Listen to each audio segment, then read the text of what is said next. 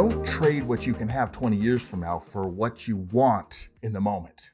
In the next 24 hours, your heart will beat 100,000 times. Your stomach will produce 2 liters of acid. Your eyes will blink and your lungs breathe 23,000 times. And you won't even consciously think about any of those things taking place.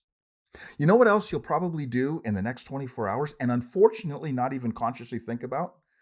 You will make decisions that will ripple through the years. You will make choices that will have a profound impact on your future.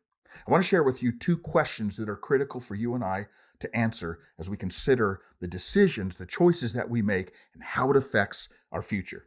Recently, we had Khristian Curtis on the No Gray Areas podcast, an amazing young man who's about to sign a contract to play professional baseball. But amongst the many things that we talked about, Curtis shared that his father, really a mentor in his life, would often tell him, Curtis, be careful that the decisions you make in the present don't negatively affect your future. So, what are these 2 questions that are critical for you and I to ask ourselves regarding our future? Number 1, what do you want? And number 2, what are you willing to give up to get it?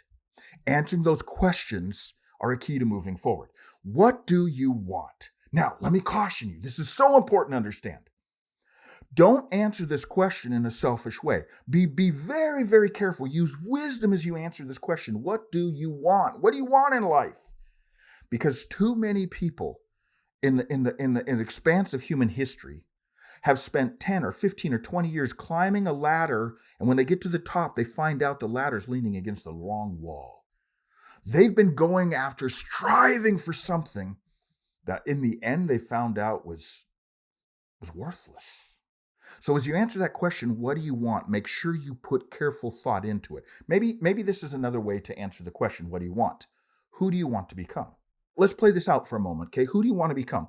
So maybe you say, I want a spouse. Well, add to that, well, what do I want to become? And you're going to get more depth in the answer. I don't just want a spouse. I want to be a trustworthy, fun-loving partner who cherishes my wife. Don't just say, I want to have kids, but answer, well, who do I want to become? Say, well, I want to have a family, but I want to be a dad who earns the respect, admiration, and honor of their children.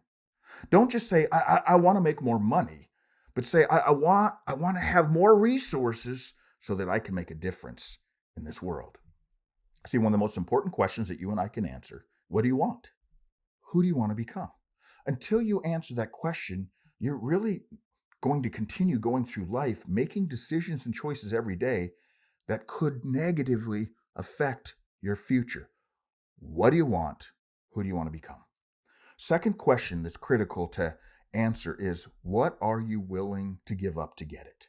Once you answer the question, what do you want or who do you want to become? Then answer the question, what am I willing to give up to get it? You see, everyone makes sacrifices. A lot of times we errantly think that, well, some people are making sacrifices in life and others aren't. No, every single day, every single week, every single month, you and I are sacrificing one thing to get another thing, whether we recognize that or not.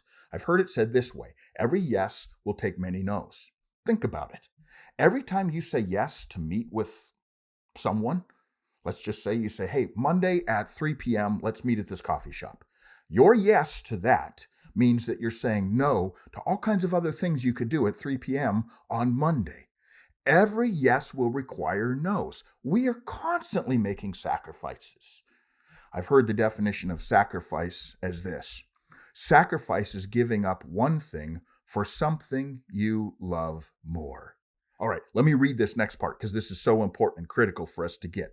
The result, the dream, the outcome, the promise decides the level of sacrifice. You see, if the promise or hoped outcome is big enough, then the sacrifice won't seem so great.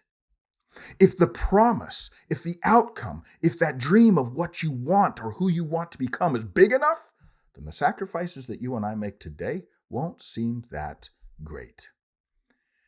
You and I are wise to understand that we cannot save time. We can only spend it. Every single day that goes by is one day that's less in your future and one more day in your past. You can't save time, you can only spend it. So as we think about that and wisely live out our days so that we're spending our time wisely, let's consider these two questions. What do you want? Or put another way, who do you want to become? And what are you willing to give up to get it? We'd love to hear from you at No Gray Areas. Comment below or send me an email at info@nograyAreas.com, info@nograyAreas.com. And remember to like, follow, share, and subscribe. No Gray Areas.